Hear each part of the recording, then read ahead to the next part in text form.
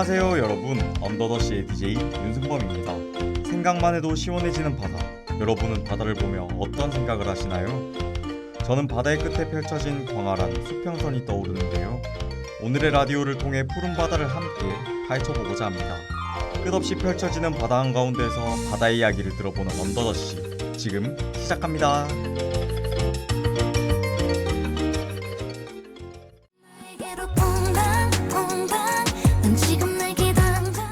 청취자 여러분 안녕하세요. 다들 오늘이 어떤 날인지 알고 계시나요? 네, 맞습니다. 10월 9일 오늘은 바로 한글날입니다. 지난주 추석 연휴에 이어 개천절, 한글날까지 공휴일이 많아 한껏 들떠있던 분들도 있을 것 같은데요. 잠시 휴식의 시간을 갖는 것도 좋지만 공휴일마다 어떤 의미가 있는지 한 번씩 되새겨보는 시간이 되었으면 좋을 것 같습니다. 우리가 매일 사용하는 한글의 원래 이름은 훈민정음이었어요. 이 훈민정음은 세종대왕이 1443년에 만든 거예요. 누구나 쉽게 배우고 쓰고 읽도록 만드셨다고 하니 감사한 마음이 더욱 깊어지지 않나요? 그래서 오늘은 한글날을 맞아 바다와 관련된 순우리말 하나를 준비했습니다. 혹시 까치놀이라는 단어를 들어보신 적 있으신가요? 까치놀은 석양이 비추는 먼 바다의 수평선에서 하얗게 번뜩이는 물결을 말합니다. 여기서 까치는 울긋불긋한 색상을 나타내는데요. 그래서 설날에 아이들이 입는 색동옷을 까치저고리라고 부르기도 하죠. 다양한 색상의 설빔처럼 이 단어를 들으니 서쪽 하늘의 수평선과 맞닿은 노을이 그려지는 것 같습니다. 이처럼 한글이 있었기에 이렇게 쉽게 소통하고 여러분께 라디오로 다가갈 수 있게 된 것이니 다시 한번 감사한 마음이 드네요. 그럼 오늘의 첫 번째 코너, 바다의 TMI를 시작하겠습니다. 오늘의 TMI는 살짝 어려운 주제일 수도 있어요. 그래서 이야기하기 전에 개념 몇 가지를 알려드리고 시작할게요. 여러분, 혹시 바다에서 일어나는 용승에 대해 아시나요? 용승은 표층에 있는 해수가 다른 곳으로 이동하게 될 때 이곳을 보충하기 위해 심층에 있던 차가운 해수가 위로 올라오는 현상을 말해요. 다시 말해 심해의 찬 해수가 올라오며 이 주변 지역의 기온은 뚝 떨어지는 거죠. 그럼 용승이 일어나면 어떤 영향이 일어날까요? 차가운 심해에는 영양염류가 풍부하기 때문에 이 심층의 해수가 표층으로 올라오게 되면 이 주변은 좋은 어장이 만들어져요. 왜냐하면 이 주변에는 풍부한 영양염류로 인해 물고기의 먹이가 되는 식물성 플랑크톤이 많이 생기기 때문이죠. 반면 용승이 일어난 지역에는 대기가 냉각되기 때문에 서늘하고 안개가 자주 발생하며 강수량이 적기 때문에 건조지대가 형성된다는 문제점이 있어요.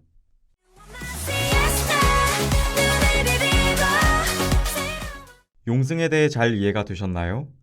오늘의 바다 TMI는 용승과 관련된 주제인데요. 바로 엘니뇨와 라니냐입니다. 어디서 많이 들어본 것 같죠? 아마 과학책이나 기사를 통해 접하셨을 것 같은데요. 오늘은 이 현상들에 대해 자세히 알아보려고 합니다. 먼저 엘니뇨부터 알려드리겠습니다. 엘니뇨란 적도 부근의 동태평양에서 중앙태평양까지의 표층 수온이 평년보다 0.5도씨 이상 높은 상태로 5개월 이상 지속되는 현상을 말해요. 여기서 무역풍은 북반구에서는 북동풍, 남반구에서는 남동풍이 적도 방향으로 부는 바람으로 지구의 자전에 의해 발생되는 바람을 의미해요. 그럼 무역풍이 약화되어 엘니뇨가 발생한다면 어떤 현상이 생기게 되는지도 알아보겠습니다. 앞서 표층 해수가 이동하면 그 빈 곳을 채우기 위해 심해의 차가운 해수가 용승한다고 했었죠. 그런데 무역풍이 약해지면 동쪽에서 서쪽으로 흐르는 해수의 흐름도 함께 약해집니다. 그래서 동태평양의 경우 용승이 약화되어 표층 수온이 높아지게 되고 반대로 서태평양은 표층 수온이 낮아지게 돼요. 이처럼 동태평양의 해수면 온도가 높아져 홍수가 일어나고 서태평양의 온도가 낮아져 가뭄이 일어나는 현상을 볼 수 있습니다. 엘니뇨 하면 항상 따라다니는 게 있죠. 바로 라니냐. 라니냐도 동일하게 무역풍의 세기 변화로 나타나는 해수면의 온도 변화를 뜻하는 말입니다. 엘니뇨의 발생 원인이 무역풍의 약화라면 라니냐는 이와 반대로 무역풍이 강화되어 생기는 현상이에요. 그래서 서태평양 쪽으로 이동하는 따뜻한 해수가 많아지기 때문에 서태평양은 표층 수온이 높아지지만 동태평양은 강화된 용승으로 인해 표층 수온이 낮아지게 됩니다. 이쯤 되면 엘니뇨와 라니냐의 어원을 궁금해하시는 분들도 있을 것 같은데요. 두 단어 모두 스페인어에서 파생된 단어예요. 엘니뇨란 스페인어로 남자아이라는 뜻을 가지고 라니냐는 여자아이라는 뜻을 가지고 있어요. 그럼 내용을 정리하며 OX 퀴즈 하나를 준비했습니다. 용승이 일어나는 해역은 표층 수온이 높아진다. 그럼 노래 듣고 오는 동안 정답을 생각해 보세요.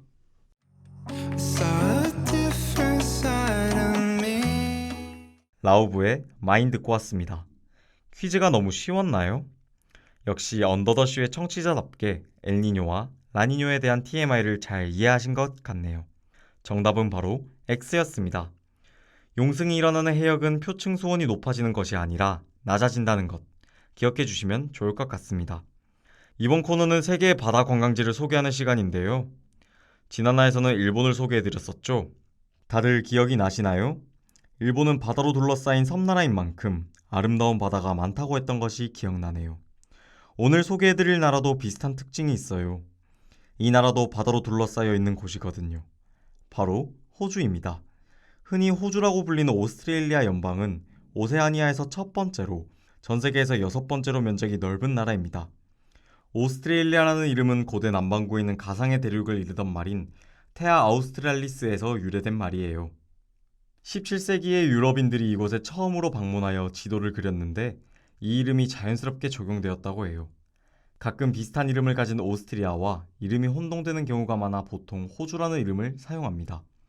오스트레일리아는 인도양과 태평양에 둘러싸여 있으며 전 세계에서 여섯 번째로 넓은 나라이지만 가장 작은 대륙을 가졌다는 특징이 있어요.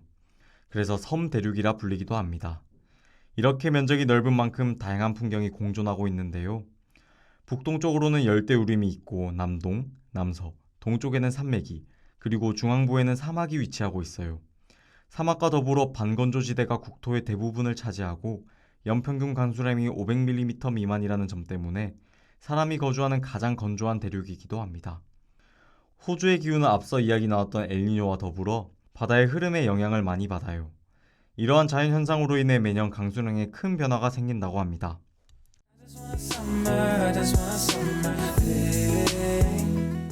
오스트레일리아에 대해 조금 관심이 가시나요?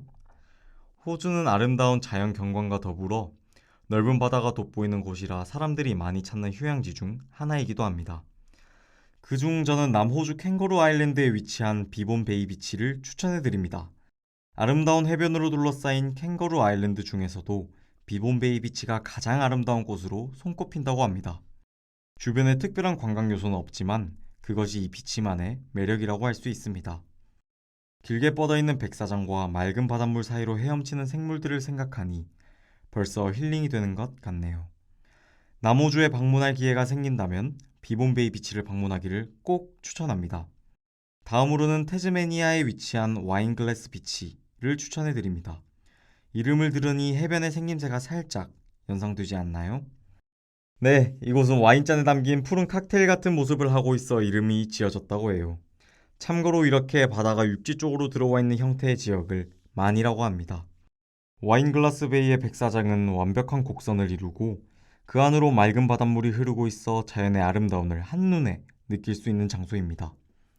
그리고 프레이시넷 국립공원의 자연경관도 함께 감상할 수 있다고 하니 바다가 만들어낸 지형을 천천히 감상해보는 것도 좋을 것 같습니다.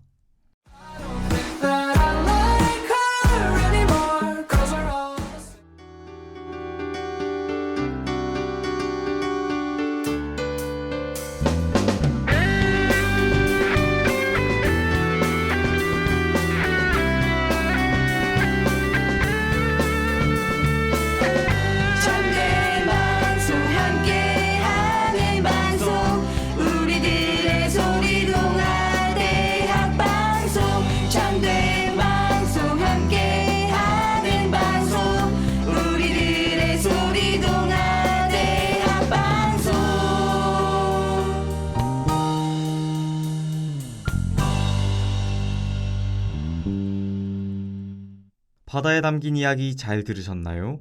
이번 코너는 바다의 매력을 받아 시간입니다. 앞서 오늘의 바다 관광지는 오스트레일리아였는데요. 호주는 아름다운 바다와 더불어 지구상에 가장 많은 동식물을 보유하고 있는 나라입니다. 그만큼 영화처럼 아름다운 장소가 많다고 할 수 있죠. 영화에 관심이 많은 분이라면 영화의 배경이 되는 장소에 방문해보는 것도 좋을 것 같다는 생각이 드네요. 첫 번째로 추천해드릴 작품은 2013년 개봉한 모건 오닐 벤노트 감독의 작품의 드리프트입니다. 실화를 바탕에 둔 만큼 더 의미가 있다고 할 수 있는데요. 서핑에 남다른 열정을 가진 형제들의 이야기를 담고 있습니다. 서핑을 주제로 한 만큼 호주의 케이블 내추럴리스트, 마가렛 리버, 어구스타 등 서부 해안가를 비롯해 세계적으로 유명한 서핑 지역에서 모든 촬영을 진행했기 때문에 영화를 통해 서핑 지역을 고스란히 감상할 수 있을 것 같네요. 서핑의 매력과 더불어 호주의 아름답고 독특한 자연 환경을 그대로 감상하고 싶다면 이 작품을 꼭 보시길 바랍니다. 다음으로 니모를 찾아서를 추천해드립니다. 2003년 개봉한 디즈니와 픽사의 합작 애니메이션으로 사람의 손에 잡혀 시드니로 가게 된 아기 물고기 니모를 구하기 위한 모험을 다룬 내용입니다. 영화를 자세히 보신 분들은 아마 눈치채셨겠지만 포스터에도 시드니 오페라 하우스가 그려진 걸 볼 수 있어요. 아기 물고기 니모가 헤엄쳐 다니던 곳의 실제 배경이 그레이트 베리어 리프입니다. 전 세계에서 가장 아름답다는 평가를 받을 정도로 맑은 바닷물이 흐르는 이곳은 유네스코 세계 자연유산으로도 선정됐다고 합니다. 니모 캐릭터의 실제 물고기 종은 클라운피쉬라고 하는데요. 이 물고기를 보고 있자니 정말 바닷속에서 니모를 만난 것 같은 기분이 드는 것 같습니다. 그럼 니모를 찾아서 OST인 비욘드 더 씨 노래 들으며 오늘의 라디오 마무리할게요. Somewhere beyond the sea.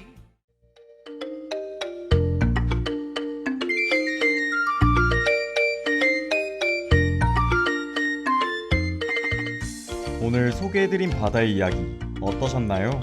저는 엘니뇨와 라니냐에 대한 상식도 얻고 자연이 아름다운 오스트레일리아를 소개해드릴 수 있어서 너무 뜻깊은 시간이었어요. 다음 주면 벌써 중간고사가 시작되네요. 청취자 여러분들 모두 좋은 결과 있길 바라며 저희는 10월의 마지막 주에 다시 돌아오겠습니다. 오늘의 라디오를 다시 듣고 싶으시다면 유튜브와 다우미디어 센터 홈페이지를 방문해주세요. 지금까지 제작과 송출의 황수빈 PD 수고 많으셨고요. 저는 언더더시의 DJ 윤승범이었습니다. 안녕.